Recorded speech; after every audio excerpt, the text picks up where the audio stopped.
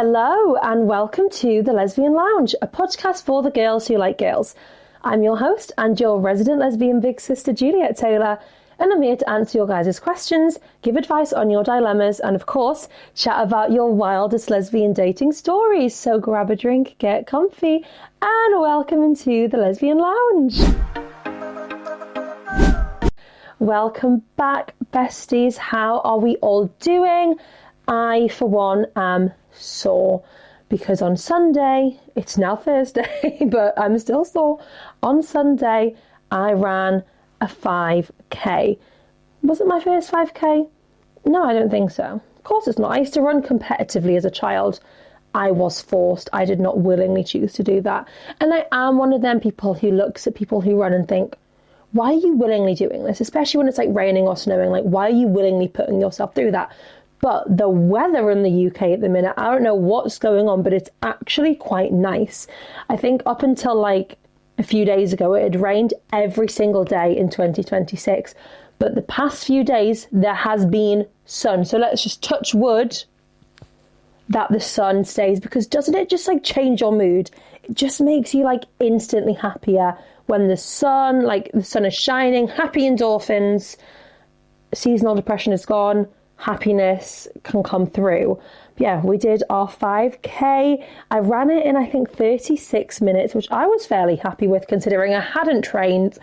It was hard though, like genuinely. I didn't really deep how hard it was going to be. I didn't really even deep the fact that I was like doing a 5k because obviously it was Valentine's Day on the Saturday. So I was just looking forward to Valentine's Day. And then I was like, yeah, on Sunday I'm doing a race. Didn't quite deep it until I was like at the start line and it was like, oh shit. And people were like there in like their proper running gear. And I was like, oh my God. But there was a few people there who were just doing it like for a bit of fun. They were all like dressed up Valentine's-y. So it wasn't like everyone was taking it really seriously. And then there was me who was going to come last by like a year and a half. But no, it was all good. I probably did come last, but I don't mind because it was for charity. So yeah, we raised £110 for Switchboard, which is the LGBTQ plus hotline, and Solving Kids Cancer UK. And it made like the race, it didn't make it easier because it was really hard, but it made it like feel better in my head when I was going like, I'm just going to give up. I'm just going to quit. I'm just going to walk back to the start. Like I was like, no, I need to keep going because I've raised money and I want like to feel like I've completed this and, you know, given the charities like the money that I've earned through running. Did that make any sense? I don't know, but I really wanted to quit, but I didn't. I pushed through. Lucy was like way in front of me. If you want to watch on my TikTok, there is a video. It was so funny. Lucy's like, I don't know where Jules has gone. It was like we were together. Then it was Jules is just behind me. Then it was, I don't know where Jules has gone. And I was like, I don't know where Lucy is. She's probably finished, so I'm just going to run to her. But I think Lucy finished in 31 minutes, so I wasn't too far behind her. And we got our medals. We did our race. It was tricky. I can't lie. I wouldn't recommend. Actually, no, I would, because now I look back and I think, oh my God, I did that. I'm proud of myself. You go, girl. Let's go, girls. I was covered in mud though and sweat, and then Lucy had to go and work a full shift at the bar. So claps to Lucy because I couldn't have done that. She didn't even go home for a shower first. Oh, disgusting. You're not disgusting. Just the situation was disgusting, Lucy, because I know you're going to be like, oh, you can't be disgusting. No, she wouldn't do that. She might. She's a bit snappy at the minute because we're both due on our periods. So we're both a bit like biting at each other. Now, this is something I don't think people deep. It's the third time I've said that. I'll take a shot every time I say the word deep in this episode, guys. Yeah, I don't think people deep the fact that like being two women in a relationship, like you are going to be on your periods at the same time, you're going to be bitey. And if you haven't listened, we did actually a episode with a menstrual cycle coach, and she sort of explains all about the cycle and like cycle syncing up, and how like if you're on day 15 and she's on day 28, how that can affect moods, like when's the best times to both be on your periods, like, you know, all of that stuff. So there is a whole episode on that if you scroll back a couple of episodes. But yeah, we're both due on our periods at the minute, so we are just like biting. I'm so hungry at the minute.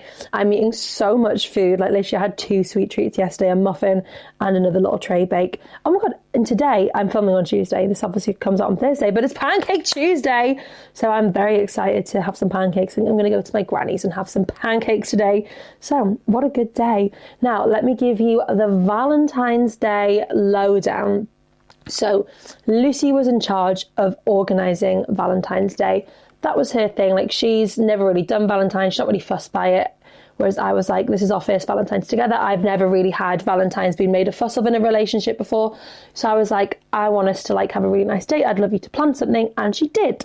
So the daytime Lucy was working. No, she wasn't working. I was working. Lucy was off all day. What was she doing?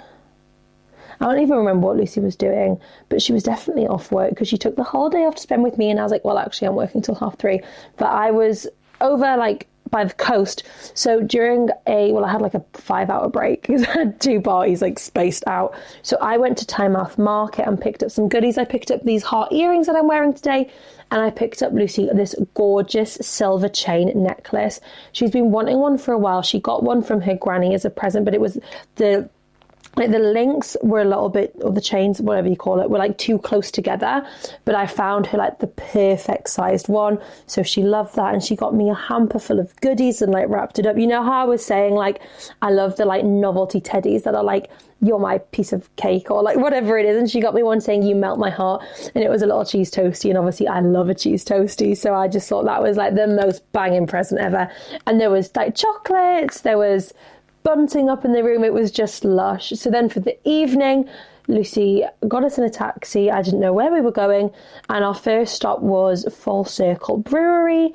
Now, we actually have an event with these in a few weeks for International Women's Day. So it was nice to sort of see like where we'll be going, see what the drinks are like. Obviously, I don't really drink beer, but they do like pizzas and stuff. So I was like, oh my God, I'm definitely coming back for a pizza. We went there, and then literally just opposite, apparently as well on the way, I missed like 3 signs saying where we were going. I must just be oblivious. So we went to Golf Fang. So it's like an 18-hole mini golf. And honestly, we had the best time. And Lucy only beat me by 2 points. So I got 62, she got 60. So I was like just nearly winning. And normally the gap's a lot bigger. But I can't lie, guys. I did cheat a few times. Like on the last one, I went to hit the ball and it like just didn't go where I wanted it to. So I did it again and then it went like hole in one. So I just said I got a hole in one. I didn't say I had 2 goes because, you know, the first time it didn't count. Yeah, it was just hole in one. No one tell Lucy, even though she will be listening to this. Yeah, so we went to Golf Fang, had loads of fun there. Then we went for a meal at Marco Polo. It was meh. Like, you guys know me, I am a margarita pizza girly through and through. And it didn't hit. But they had 2 for 1 on Sarti Spritz, so I was a happy girl. Potato skins were good, but yeah, the margarita pizza just wasn't the best. But Lucy had a steak, that was lovely. And prawns or shrimps, I don't know, for starters. I don't know the difference between seafood because I don't eat it. Yeah, she had that for a start. So it was a really, really nice date night. And then we didn't really go out any later because obviously we had our race the next day. So that was our Valentine's and our race day. And, you know, we probably will do more 5Ks because I want to, like, challenge myself to, like, get fitter and maybe hit, like, a 30-minute personal best for a 5K and keep doing it for charity and get a little medal collection for the house. Speaking of the house, do we have an update? Do we? Hell. Honestly, guys, just don't even bother getting a solicitor because I don't actually know what they do. Like, genuinely, I'm not too sure what they do. They don't answer our emails. They don't answer our calls. Actually, I rang them the other day. We're having Wi-Fi troubles. We'll call you back. They never called me back. I had to ring them and be like, the next day, like, hi, I never got a call back. Oh, yeah, sorry about that. Like, they are just so slow. And I don't know if they're doing it so that they can, like, justify the amount of money they're going to charge us. But they're doing nothing. We're going in circles. So I'm really hoping we get a move-in date soon. I might ring them after I've done the podcast, actually, and be like, hello, do you have any updates for us? But every time we do that, it's like, oh, we just need this, we just need this. And he was actually quite rude to Lucy on the phone yesterday because some of Lucy's deposit money is coming from a gift. So, like, everyone, like, our grandparents have to, like, sign it, and then the parents have to sign it. Then they need photo ID and a proof of address. And it's like, oh, well, you can't send the same proof of address as the photo ID. So it's like, do they have passports? One does, one doesn't. So it's like, okay, so that can be your proof of address and then your ID. But then the other one, honestly, they're just making it harder than it needs to be, I think. So just don't get solicitors would be my advice if you're buying a house. Do it yourself because clearly they don't do anything. Honestly, I don't even know what to say at this point because we thought we were going to be in we literally, this week, we'd be moving into the house, and it feels like we're nowhere further forward. I literally feel like we're just going in circles, like I'm chasing my tail. So fingers crossed, we'll be moving in. The financial advisor now thinks it'll be end of March. And even this financial advisor is like, I don't know what they're doing and why they're taking so long and why they keep like asking for all these like really, really specific requests. But it's too late for you guys to change. So you're just going to have to entertain it. But it's just so annoying because all we want to do is be on our house and, you know, put up our medals, and we've got all our pictures framed. We bought a dining room table yesterday, guys. Like, we are real adults now, but we have a sofa waiting to be delivered, a poofy, a love chair, a dining room table, chairs. We've got Lucy's bedroom at home is like full of boxes packed with things ready to go, like cutlery. We have everything we need, a TV. We just need the keys to the house to get in.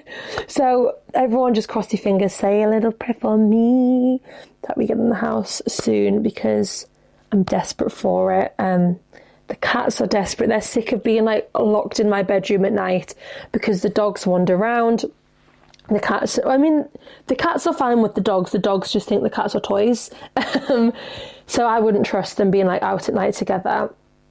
So the cats are locked in my room, and then Florentine just cries at the door all night because all she wants to do is go out and play. So it's just not a vibe. We need to get out. So please, please, please, universe, house gods, let us get a move-in date and let it be soon. Please, please, please, please, please. I don't think I really have any more updates for you guys. I do have confirmed some really, really, really cool guests for the podcast. So within the next sort of few weeks, I'll be dropping some of those episodes. I might not give you them all in one.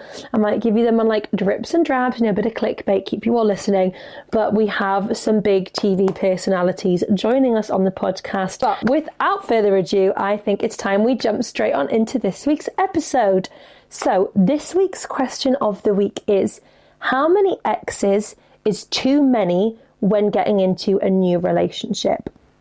So, you know, some people obviously it just wouldn't bother them in the slightest. Some people it's like, oh my God, you've got 10 exes. I don't want to get involved with you. Like, why have you got 10 exes? Personally, for me, I don't think there's like a number.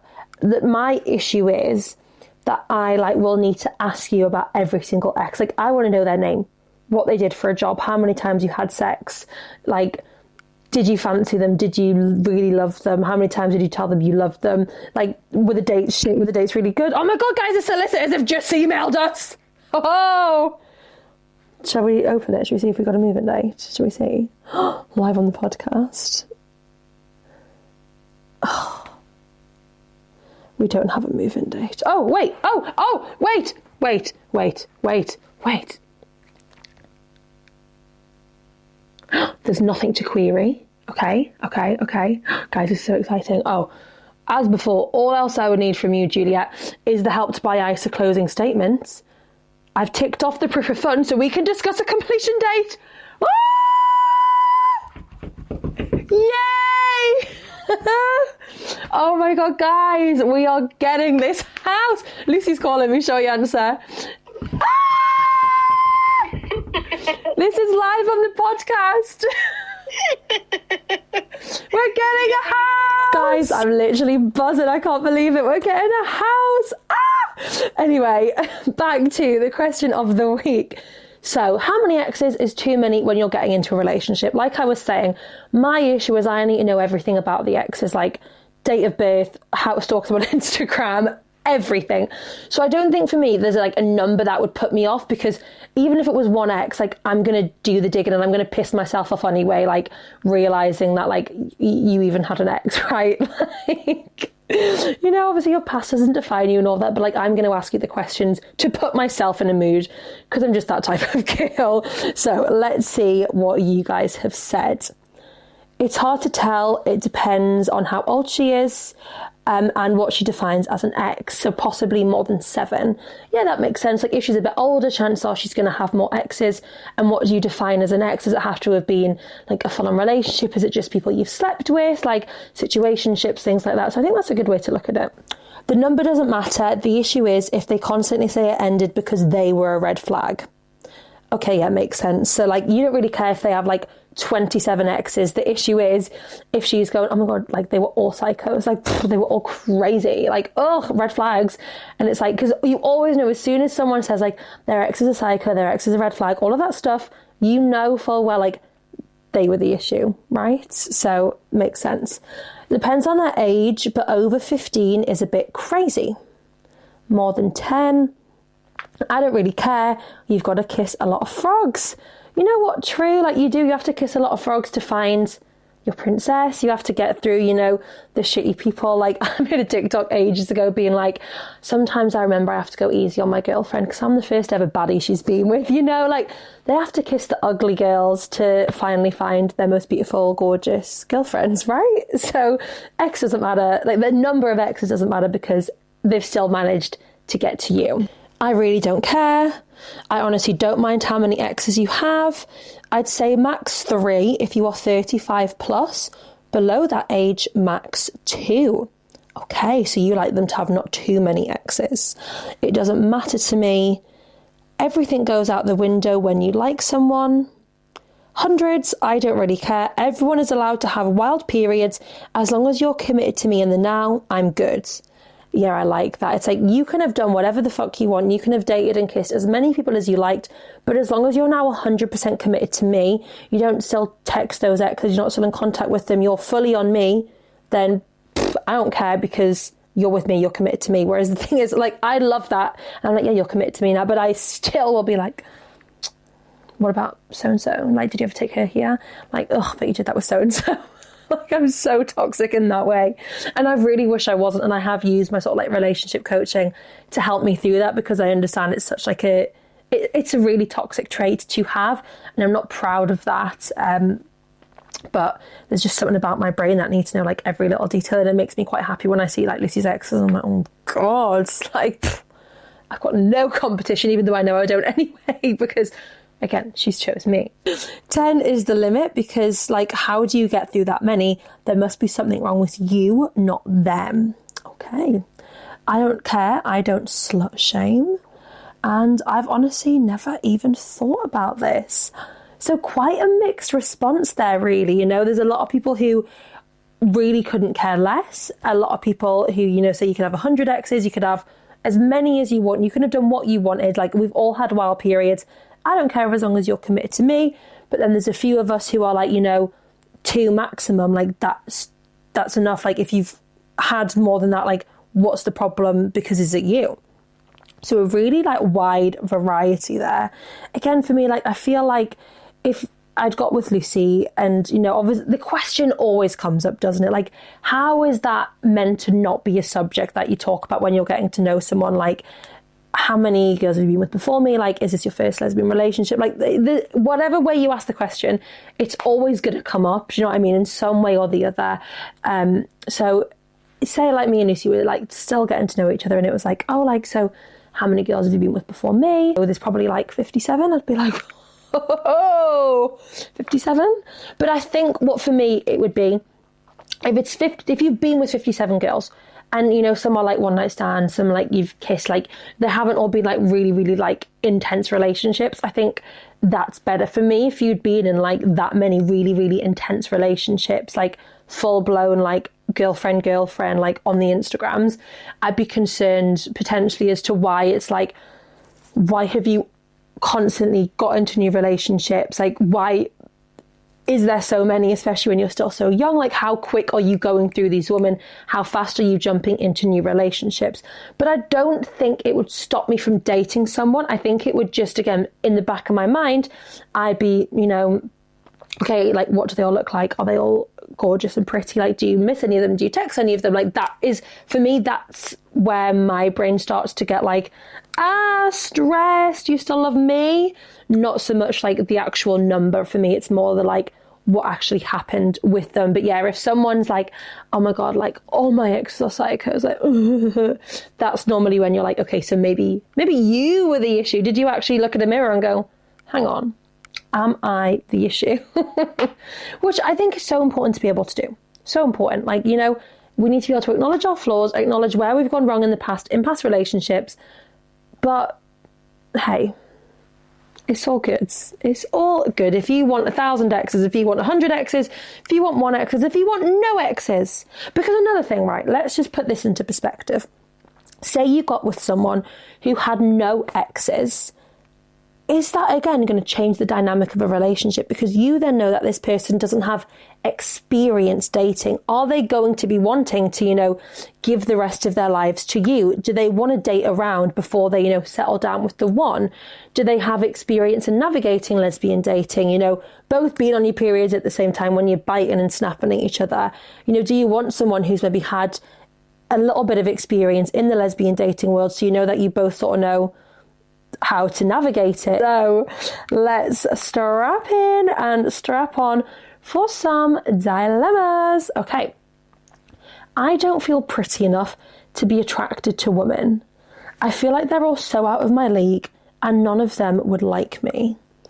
I'm so sad you feel this way, because genuinely, I truly believe that there is somebody out there for everyone, and beauty is so there's so many levels, so many layers to beauty. Most people think of beauty just as do you have an aesthetically nice face, nice body, nice hair? But beauty is so much more than that. Are you a nice person? At the end of the day, that is the most important thing. I couldn't care less how attractive you are. If you're a bad person, if you have an ugly heart, then I don't want to be a part of that. I want to be with someone who, yes, I want to be with someone I'm attracted to, but also I want to be with someone who's a good person. And everyone is attracted to something different, right? Some people would look at my Lucy and not be attracted to her. Some people would look at me and think that I'm not beautiful and that I'm not attractive. And that's okay, because I'm not everyone's cup of tea. And I don't want to be everyone's cup of tea, I look at men and I go, ugh, you're disgusting. You disgust me. But some women look at men and they're like, oh my God, you're so handsome. Let me touch your 6-pack and your V-line. Let me suck your big willy. I can think of nothing worse, right? So there's this stereotypical image of what beauty is, these awful beauty standards, filters, all of these things, always having makeup on, always looking presentable. But that isn't what beauty is. So please don't let yourself, let societal standards make you feel like you're not beautiful because you're not conforming to them. Make your own beautiful. Be your own kind of beautiful. Somebody put that on a t-shirt. That's inspirational. It probably already is on a t-shirt, isn't it? But, just love yourself. That's the most important thing. As RuPaul would say, if you can't love yourself, how the hell can you love somebody else? Can I get an amen up in here? Amen. And I think that is such an important truth. It is a truth that you need to face in life.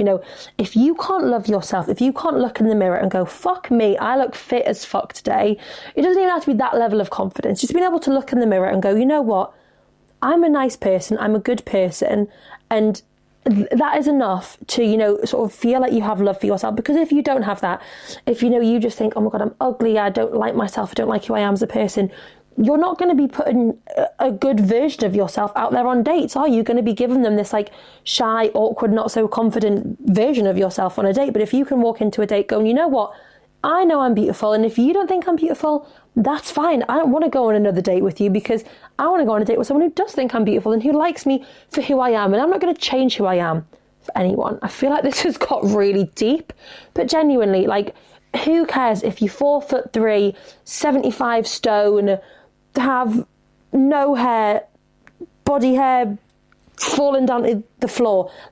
There is somebody out there who will find that attractive. Everybody finds something different attractive. So don't let yourself think, I don't think I'm beautiful. I could never have all these beautiful girls fancying me, because absolutely you will. Find some self-love, look at yourself in the mirror and tell yourself, I am beautiful. Give yourself some affirmations, I deserve to be loved, and I have so much love to give other people. And that really is the most important thing, having so much love to give and wanting to be loved in return. Love yourself, find yourself some self-love, and don't put pressure on meeting the one straight away, but just walk into a bar with some confidence, because that is what people find attractive. Confident people. If you're sitting at a bar, hiding yourself away and not projecting confidence, nobody's going to want to come over and speak to you. But if you sit there with this confidence, right?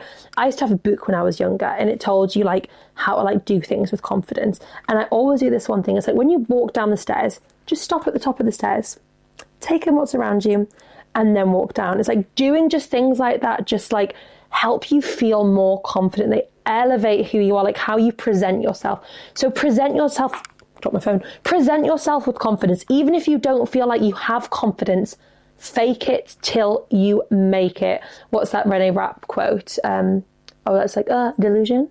But yeah, like be delusional, delude yourself that you have this confidence. What does Rihanna say? Like, I pretend. Like, pretend that you have confidence, fake it until you make it, because your brain will naturally just start to believe that you have this confidence. If you're telling it that you have this confidence, what you put out, you get back. So put out confidence, confidence will come back tenfold. And just believe that you are pretty enough, you are attractive enough, and any girl would be lucky to date you. So love you, and I can't wait for you to meet the woman of your dreams. I've got mummy issues, and I'm always falling for older women that I could never have. I'm always craving love and attention and compliments from older women, but I also want motherly affection. I've only ever had 2 relationships with people like 2 years older than me, but the craving for older women was still there. Whenever I'm out, I automatically look for older women to flirt with and to kiss.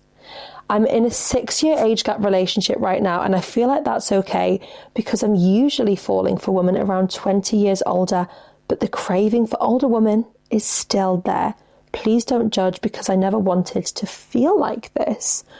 Okay, there is no judgment here, ever, never, ever. You know, guys, you do some crazy fucking things and I don't judge. I'm here for it. The more crazy things you do, the more fun I have talking about it on the podcast. So keep doing wild, crazy, stupid things. But no, I don't think this is an issue at all. I'd love to know, like, you know, do you have like a motherly figure in your life? And how was that relationship growing up? Like, and is that why you sort of crave? Because you said like, yeah, you crave like the attention, the compliments, the love, but you also want the motherly affection, which, I mean, personally, I don't have mummy issues. I don't seek out older women. So I don't know if like it's normal to want like the motherly affection as well as the love and the flirting and the compliments and things like that. I don't know if they go hand in hand necessarily, but no, it's not something that you need to be ashamed of at all. Like, if you want to date someone 20 years older than you, like, as long as you're an adult, then it's fine. You know, if you're 30 and you want to date someone who's 50, crack on, because chances are there's people out there who are 50 who want to date someone who's 30. Like, it works both ways. You know, there's older people who will want to date younger people who want to date older people. And I do feel like, again, like thinking of like society, like obviously you're sort of not necessarily taught, but like it's not like spoken about, it's not shown in media and TV shows and stuff to be in like big age gap relationships. It's always like someone your own age, and if it is a big age gap relationship, it tends to be like predatorial. And don't get me wrong, we have had people people write into the podcast, you know, who are with these much older women who are completely taking advantage of them and, you know, almost, you know, putting them in an abusive relationship and situation by like forcing them to have sex and doing all these awful things. But as long as it's a consensual relationship, you're happy, she's happy, you're both being treated right, then there's not an issue. But you're saying you're currently, I think the 6-year age gap right now is okay because I'm usually falling for women 20 years older. There shouldn't even be like a worry on like, oh my God, like I'm in a 6-year age gap relationship, I'm in a 5-year age gap relationship, I'm in a 27-year age gap relationship. Like, however big the age gap, like I said, as long as you're happy, as long as they're happy, as long as it's consensual, then it's all good in my heart tonight. The party's underway. I don't know the words. Yeah, like, it's all good. 6 years, 20 years, whatever it is, don't worry about it. But clearly you're saying, like, you are now in a 6-year age gap relationship, but you're still seeking an older woman. So my question to you is, do you think you would be fully satisfied if you know, seeked out an older woman, say like 20 years plus older than you? Would that like fulfill your cravings? Would it just be a one-time thing, like you just want to kiss one, that's it, you're happy, and you can go back to like a 6-year age gap relationship? Or do you want to like be with somebody like that for forever, for the rest of your life? Do you want to commit to that commit fully to that being your relationship? So I think you need to focus on the relationship that you're in right now.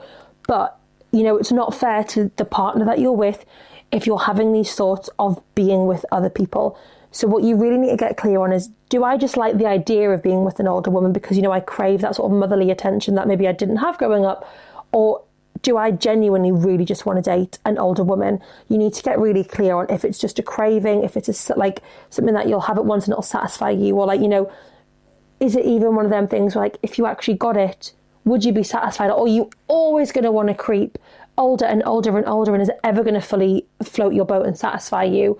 You have to think about, obviously, yourself in the situation and what you want, but also about your girlfriend, and is it fair to sort of have her being strung along almost whilst you're actively out there seeking and thinking of older women? So decide if, it's just this craving that you're always going to have and you're always going to think about, or if it's something that you need to go out there and pursue, and you need to date an older woman and get that, motherly affection from. But if you're getting in a relationship, are they going to give you that motherly affection that you say you're craving? Or are they just going to give you the flirts, the compliments, the kisses, the sex? Are you going to get that motherly affection at the same time? So really, I think just get clear on what you want out of life, who you want to be dating, and don't worry about the ages of people. Age is just a number at the end of the day. As long as you're both consensual adults, it does not matter if it's a 1-year age gap, a 4-month age gap, a 27-year age gap. As long as you're both happy, as long as you both fancy each other, at the end of the day, that is all that matters. So you do what is best for you, but don't just sort of leave your girlfriend in the dark. Maybe speak to her about how you're feeling.